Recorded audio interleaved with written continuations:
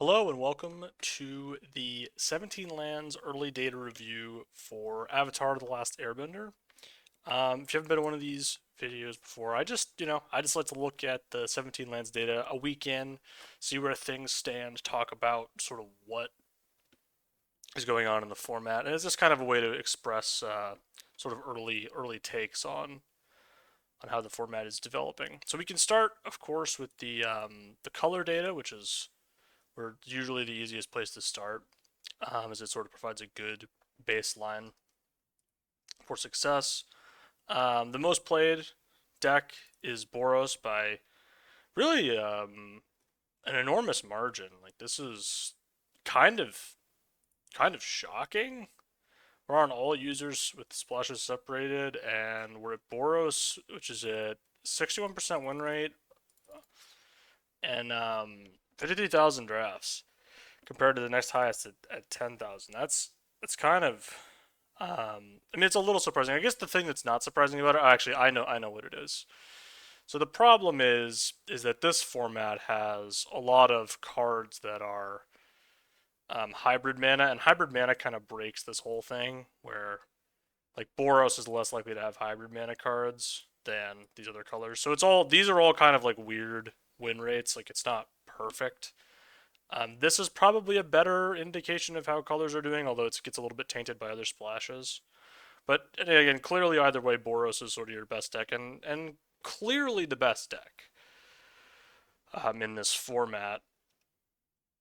If we want to use these two color pairs as sort of an indication, which I think is fine. It really is just Boros and then everything else. Like it's Azorius, Rakdos, Skrull, Orzhov is sort of your tier two. All the white decks, white sort of looking like clearly the best color, with Selesnya being the worst of the white decks in this particular sample. If we look at top users, which sometimes exists and sometimes doesn't.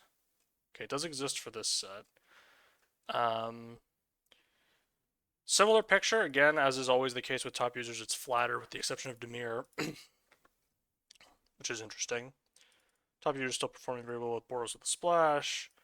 Rakdos actually a lot better. Interestingly, Rakdos is a deck that seemingly is winning a decent amount, but is not being discussed, I think, a lot community wise. I mean, again, this really indicates that Boros is truly the best deck. Teamer would be something for me to look at. 55-7, not super exciting. Semiconductor Splash is not super exciting. Is it? I assume is doing that. Like, even for top users, this is really looking like a pretty unbalanced format, which is interesting because that's not what I would have thought based on some of the card win rate data, which we're going to go take a look at just about now. I am gonna because Boros is back to sort of its old ways. I am actually going to go look at the format speed page, which is somewhere that I don't always go. Take a look at the turn length. Let's add good comparison is let's just add a drift, Aether Drift. Okay, so Aether Drift, which is sort of a slow format, ending considerably later than Avatar ending right around 8. We could actually take a look at Edge of Eternities as well, which I think is fine, just sort of a good baseline. More in line with Edge of Eternities. And again, Drift was actually a notoriously slow format, so we can actually go look at the play draw numbers. And I can get rid of all of these. And there's Powered Cube. Yeah, this is not a surprise. Somehow less winning than whatever, but the average turn length in Powered Cube is an outlier. That's really gonna make reading the rest of this chart extremely annoying. Can I just? I'm gonna have to go remove.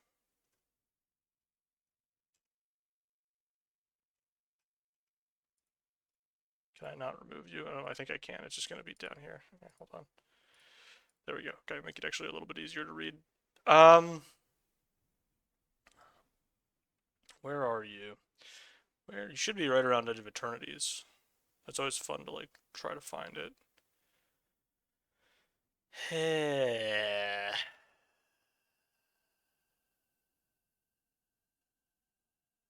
It also might be one of these symbols that is like not usable. There it is. I just found it. So yeah, there it is right there. It's right on Tarkir Dragonstorm. So pretty normal levels. Basically, this is kind of where the play booster sets just all are now. They've really like designed sets in such a way that like they kind of just are here now. This is kind of where they live. So this is sort of by design from Wizards.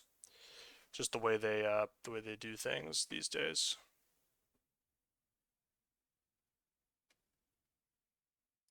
I've rotated my camera because it was the other way, but now I'm back. Anyway, a lot of very hectic, a lot of hectic things going on. But we're gonna start, and normally I start with commons, but I think I'm actually gonna start with the rares in this set. This is actually a set.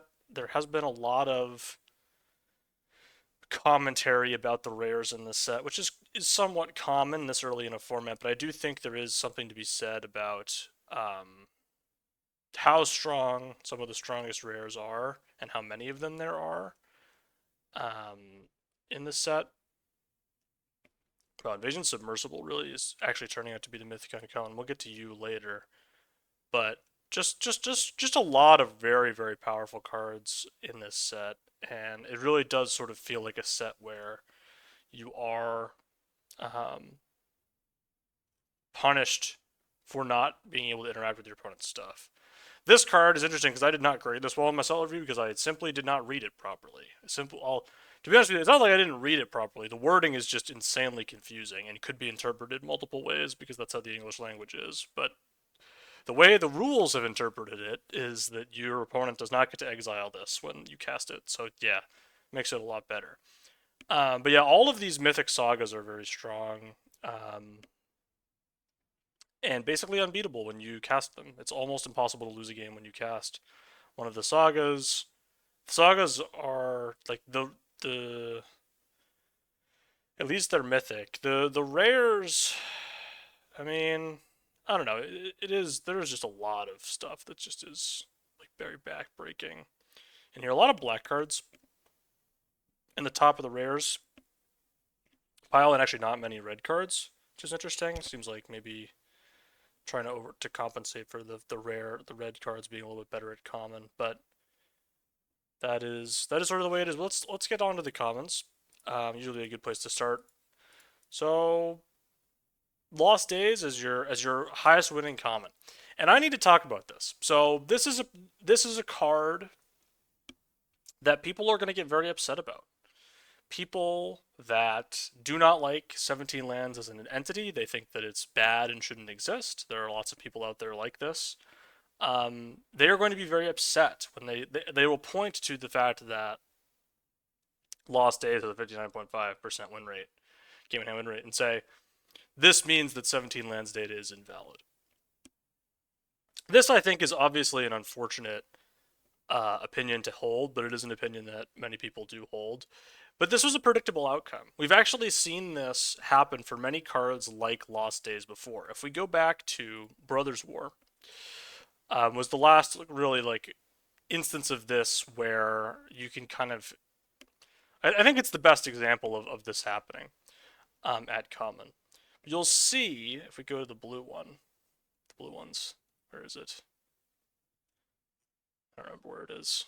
It's not as high as whatever. Here it is. Desynchronize. Desynchronize is a card that was not nobody played. Like nobody played this card. Nobody thought this card was good. Its win rate was always high. It was picked very late, and we'll get onto that with Lost Days again in a second. But people did not respect Desynchronize. People thought this card was terrible and shouldn't have played it.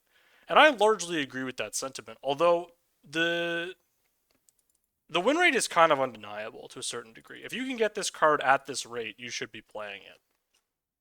And so now when we flash forward to the modern day, and we see yet again another card like this. This is a card, Lost Days is considerably better than Desynchronized. Getting a clue token in and putting it second from the top is better than scrying 2 by a huge margin. So this card is obviously better.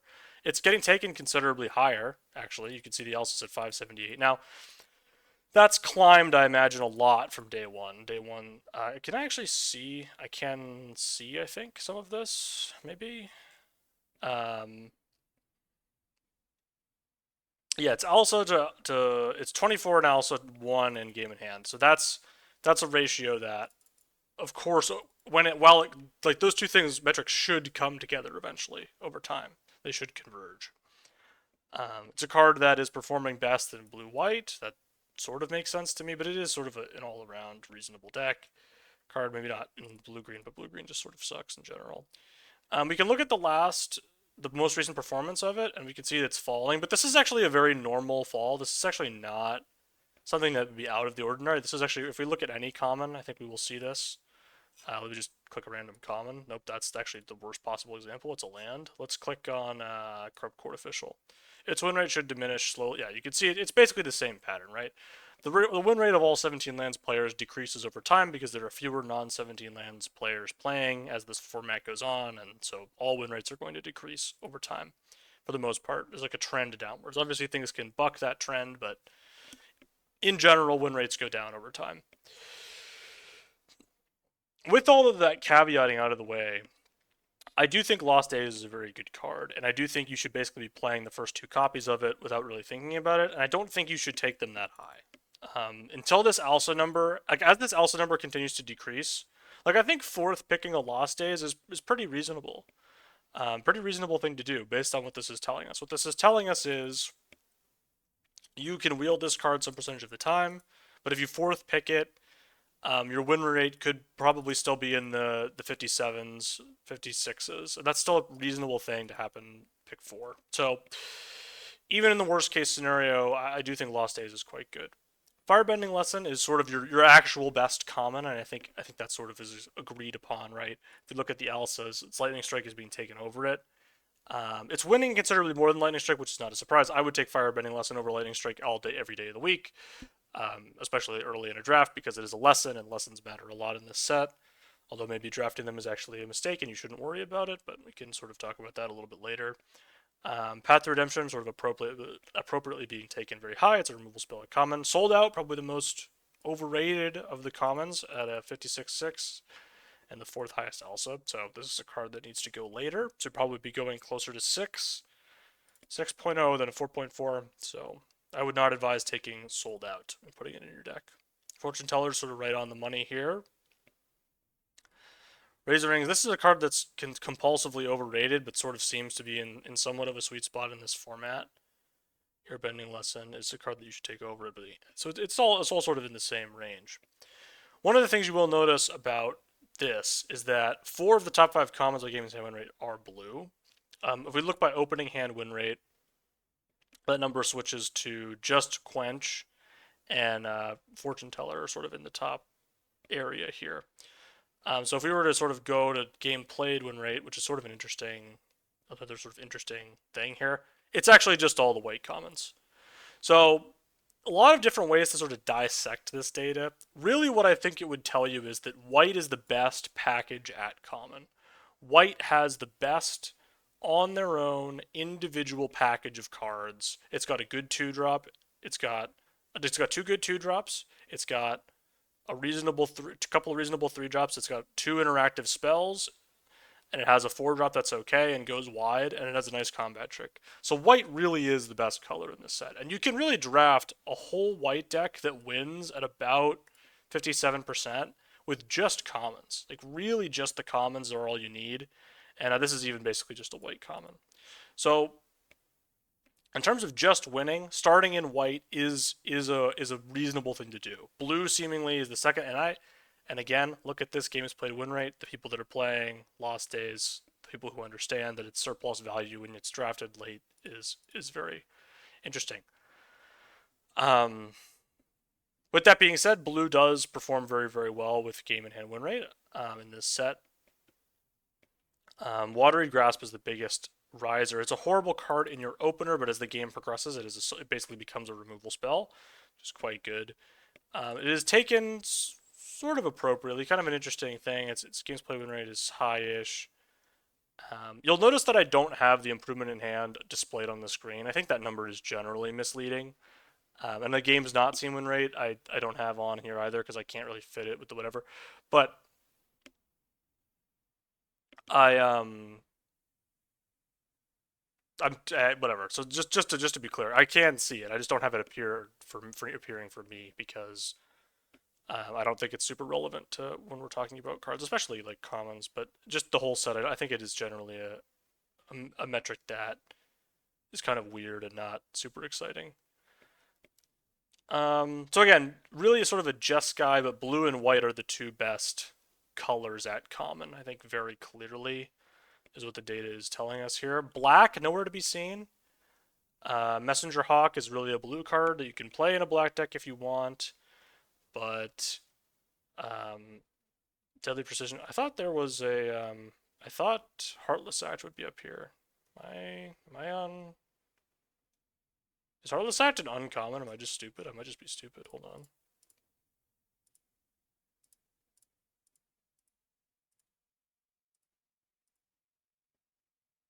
This explains why I'm not seeing it as much. You know, that explains it. I'm like, why do I never get Heartless Act? It's a common. Well, it's an uncommon. That is why I don't get it. It's because it's an uncommon. I will talk a little bit about the uncommons. Usually I do a deep dive into the commons. I think I'm going to actually do that first. We talked already about white being the best color at common, but really, there's just not any truly unplayable white commons. I mean, these ones down here are kind of situational bad. I've seen this work in mono white, and so win rate's not even that bad. So I've seen this work in a mono white deck. But basically, the whole set of commons works, and it really is a coherent package. And I do think it's where you want to be. I do think white is definitely where you want to be in this set, and that is sort of one of the core components of this format. And then blue is sort of the other component of the format, and it's really specifically the lessons part of blue.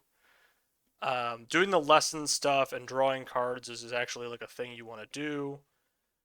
I would say, yeah, blue again. Like the bottom end of the comments aren't great, but all of these cards are sort of playable. I don't think Rowdy Snowballers is really playable. I think this card sucks, and you shouldn't play it. But um, I do think there's kind of like a role for most of the blue cards, and you can sort of find that spot. The Quench unsurprisingly performing quite well.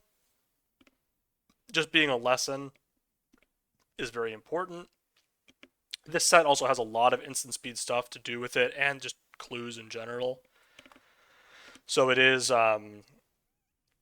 just a good card in the format. It plays well with it plays well with clues. It plays well with all the other stuff. You should be playing it. I don't know what the number is in terms of. I mean, I guess I can try to look in here and see if there's anything like that tells you like what is horrible meaning you blue green whatever. Um, you can see it sort of is underrated a bit. Typical win rate curve. Nothing. The thing with Quench is like how many how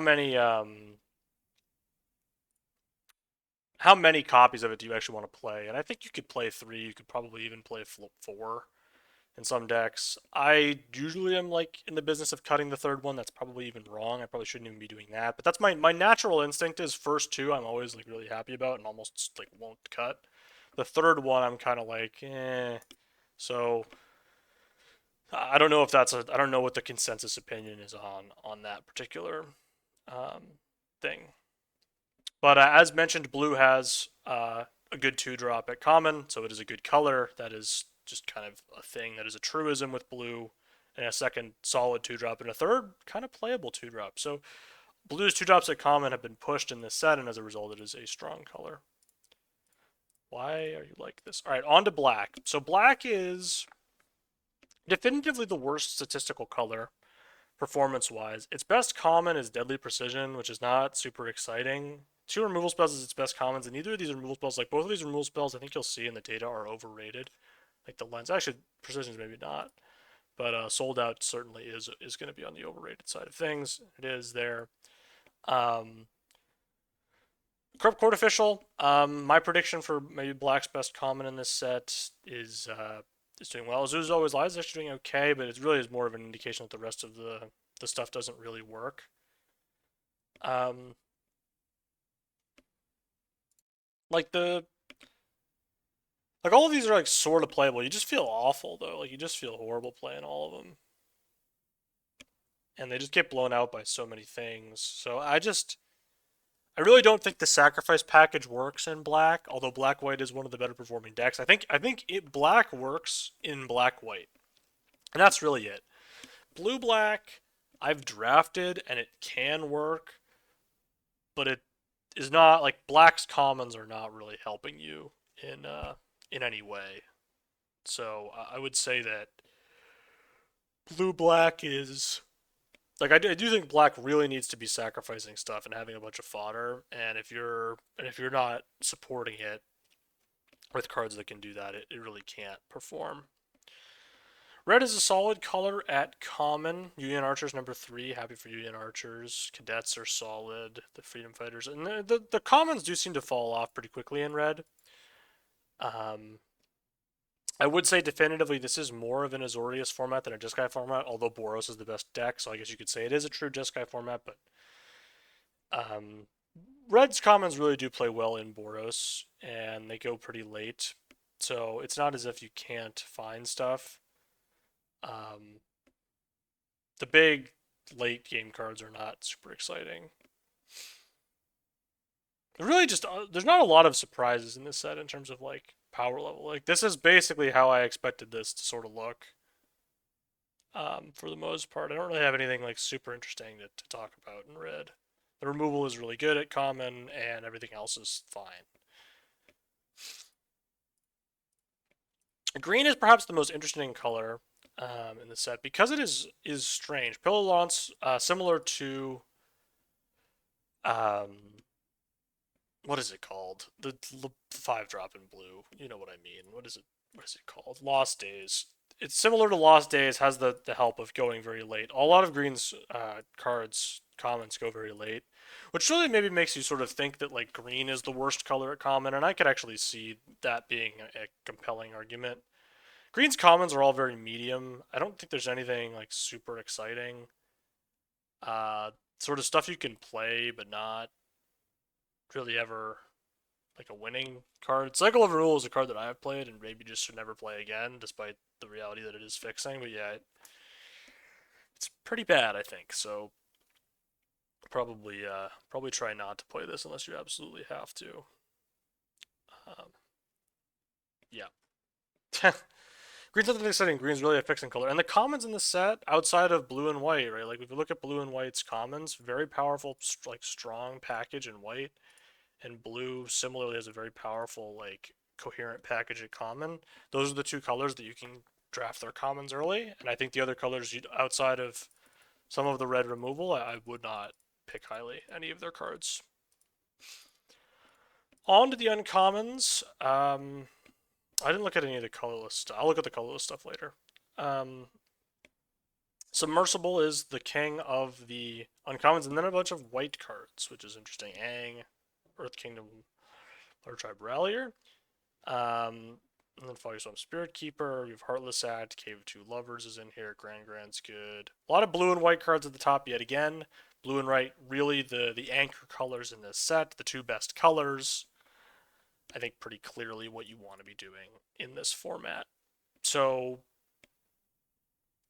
um, Gather the White Lotus is an interesting one to talk about because we talked a little bit about how strong white is as a color at common, which means when a color is like that, when it can support itself at common, you can draft mono white. And this card is a really good reason to do that. And even in non-mono white decks, like this win rate is high enough to suggest you should play this in some decks that have 9 planes in them. And just sometimes high roll and sometimes you low roll, right? But uh, in decks that have more than 9 planes, it's basically an auto include, and I do think you should be playing a copy of it. Though it does get wrecked by the card immediately below it, Hero's Demonstration, which is kind of funny. But um, at uncommon, we can start to sort of see some of the lesson payoffs, like doing decently well. I do think lessons, like the two sort of things in this format that really exist are Boros and the aggressive decks, and the lesson control decks. And then there's like a third thing that's kind of like this weird like monocolors thing where you can draft monocolor decks and they're actually all pretty good if you get the stuff to make them work. Um, they're sort of a weird third thing though that I wouldn't say is like super hugely present, but there are all of the monocolored payoffs are worth playing, except for the red one, I think. I don't remember what the red one even is, so I'll maybe figure out what it is, but yeah, blue and white really strong. We can look at the blue and white cards. Start with white again. Is there anything I want to talk about here? Talked about Gather the White Lotus already. That's just a bunch of really solid uncommons. Team Avatar is a card that I think swingy. Um, Generally going to be good in a lot of decks, but it feels overrated at a 3/3/7. I'm sure certain that it's going to be rated as being overrated at a 3/3/7. Yeah. I do think this card is probably overrated. It is a fine card, but I do think taking it as high as it's being taken is probably contributing to its win rate being artificially low. Its win rate should probably be in the 57 range if this were taken at like a 4.2, something like that. And so, and here's a 387. It's sort of interesting. It has, does this, no, it doesn't have reverse splits. Anyway, um, Shrines is not a deck. We can talk about the Shrines a little bit. Shrines is pretty bad. Although this one, when you draw your Shrines deck usually works better. So something to think about. The game's play win rate's going to be pretty bad, I think. Just 55. It's actually not so bad. Not the worst. One of my opponents cast this against me on day one, and they just instantly lost the game, which was interesting. Like, they were going to win the game, and then they cast this spell, and then they just conceded because it was like a one-side. It was Plague Wind, but it Plague Winded their own creatures. So don't put this card in your deck, would be my advice. Submersible is the best common in the set, but it's also the best Mana War we've seen in quite some time. Probably since the original Mana War, even in terms of its relative power in its own set. Boomerang Basics is kind of an interesting utility card. Plays well with the Submersible. Plays well with other stuff. Is it a lesson? Again, blue cares about lessons. Grand's a really good card that cares about lessons. Accumulate Wisdom is sweet. It's taken probably too high, but it's sweet, and I love it. Soka's Haiku is an interesting card. I don't think Soka's Haiku is actually good. It is sort of like you really just don't. It's so hard to have a 5-mana counterspell that you can't. There's no buyout. If your opponent just passes, you just spent 5 mana and just did nothing. Serpent into the Past is kind of an interesting card, not performing very well. Which makes sense to me. I do think the lesson stuff works, but I think this card is really not a card you want to prioritize. I think you will probably play it. No ward, no protection or ward ability is a problem. Waterbending Scroll I think is quite decent actually. I do actually believe that this is a inevitability card that is solid in blue. You really need to have a lot of cheap interaction. Like it plays well with the Waterbender's Grasp type thing, where you can, protect yourself early, and then later on you'll just win the game with just surely having enough cards. But not a super thrilling thing to do.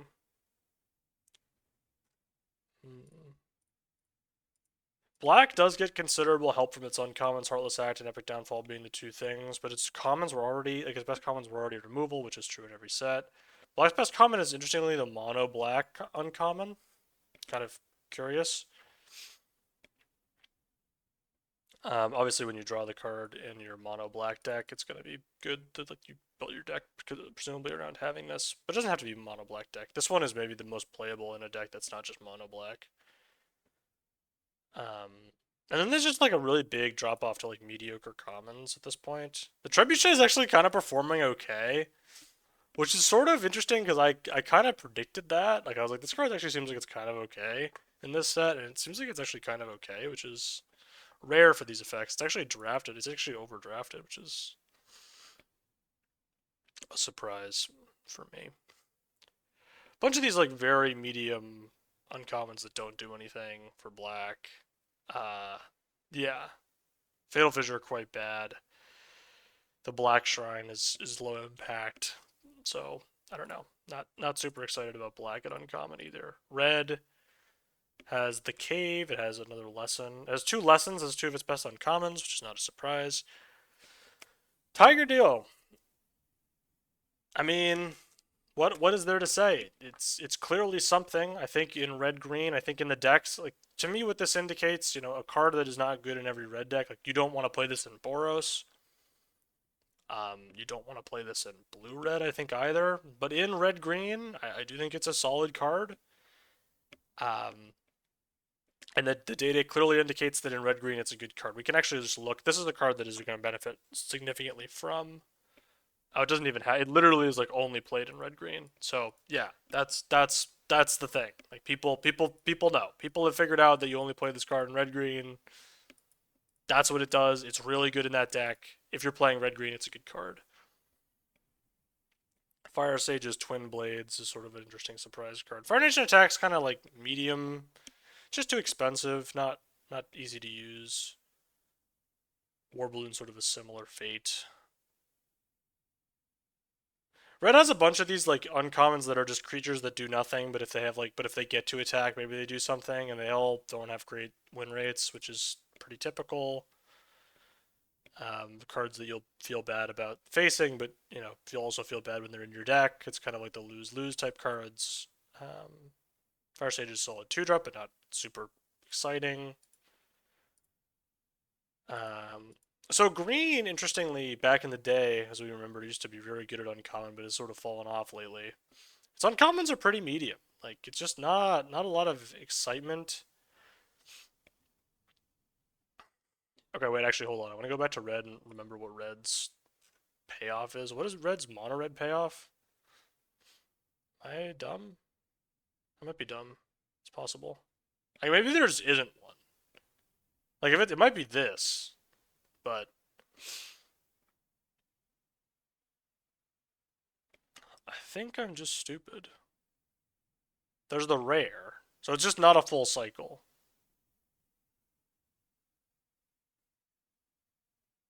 Sweet. Oh no, here it is. This is it. Yeah, here it is. Yeah, it's awful. Okay, anyway, back to green. Rockalanche is fine, but again, you have to be mono green. Rockalanche is probably the second worst of the monocolor payoffs. The best is the white one. The second best is the black one. The third best is the blue one. Fourth would be green. Fifth would be red. But green just has a lot of mediocre stuff. Sparring Dummy is a card that I had a lot of high hopes for in this set, and it's just as bad. It's just awful. The body really doesn't matter. I mean, you would think that it would matter with all the like Boros being the best deck thing and all that, but it really does not perform in the way that you would think.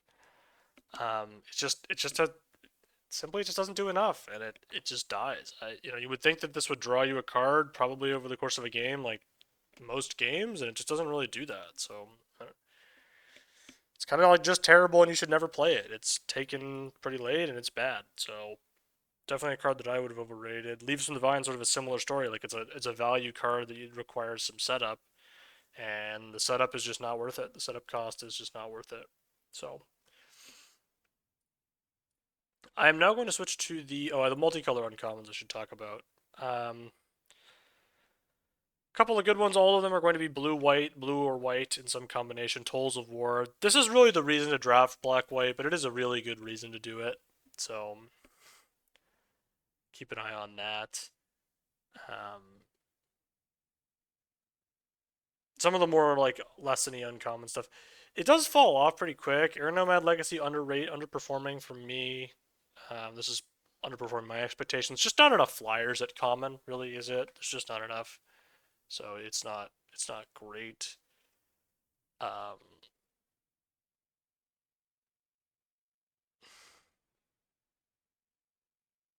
yeah, a bunch of the black stuck cards aren't good. Who would have thought? Who would have thought? Now some of these, like you'll see that a bunch of the double pipped hybrid cards are not performing well. The reason for this is that people are probably playing them when they shouldn't play them.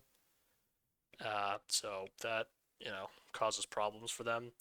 Sun Warriors, it's interesting, right? Like Boros is the most winning deck. Sun Warrior, like Boros's uncommons are not that great. Jet's really good, but its win rate's only 57, and it's a 6 or 5 drop. So Boros is really just winning off the strength of its other cards, which is not typical. I would say that's pretty rare that you have a deck that is clearly the best deck in the format, and its signpost uncommons are pretty medium win rate wise. It actually, you know, it is kind of interesting. It is sort of a, uh, a unique element of this. Let's look at the colorless cards, see if there's anything interesting here. There's a bunch of lands. How do I get the lands out of here? The warship, hey! Fire Nation warship doing okay. Not a surprise. I mean, it's a little bit of a surprise, but not really. Battle Fan, a perfectly serviceable 2-drop you can play. Not exciting. Really want to just avoid the lands, but it's hard to do. Aang's Journey, serviceable card, lesson card. Um, definitely a solid card to put in your deck. Barrels of Blast and Jelly similarly, solid fixing. Water Skin is not great. Meteor Sword, really bad. Meteor Golem's days have come and gone, and Meteor Sword is worse than Meteor Golem. So you would think with airbending, this thing would be kind of good, but it just isn't really doable. Okay, so that's kind of it for the format. I don't really have anything else to talk about. We went over the rares earlier, so thank you for watching this video. If you enjoyed it, stick around. There's other content on the channel, and see you next time.